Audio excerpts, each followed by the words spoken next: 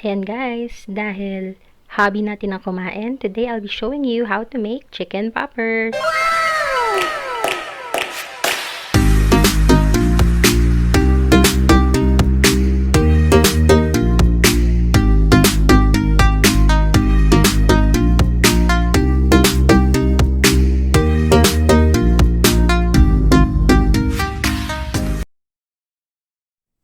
So, ang main ingredients natin ay Kewpie, white pepper, chili powder, garlic powder, salt, and of course, chicken breast.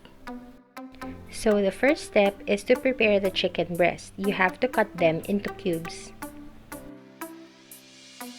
Now, dahil sa palengke ako bumili, meron siyang kasamang mga bones. So, what I do is, tinatanggal ko yung laman na pwedeng matanggal and then I set the bones aside para pwede kong gamitin for chicken stock for future or other recipes.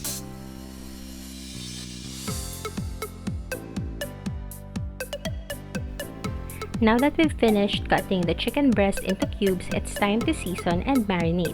So, normally I would put a half teaspoon of salt, black pepper or white pepper, garlic powder, and chili powder, and of course yung Kewpie. Now, you must remember that this is just a suggestion and it's really up to your preference. So, bahala na kayo kung gusto nyo dagdagan ng seasoning para mas malasa yung chicken poppers. Mix well and then leave that or set it aside for 2 hours para manuot ang lasa.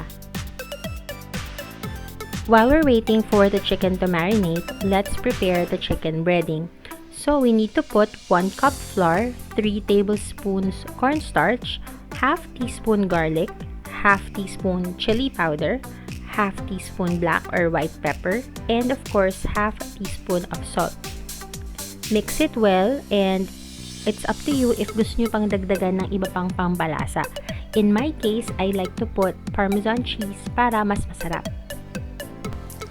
Next, prepare your egg dip. So, beat 1 egg and then add either milk or Nestlé cream.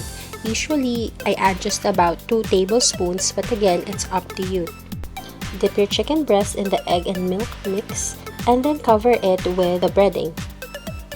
After that, it's time to fry.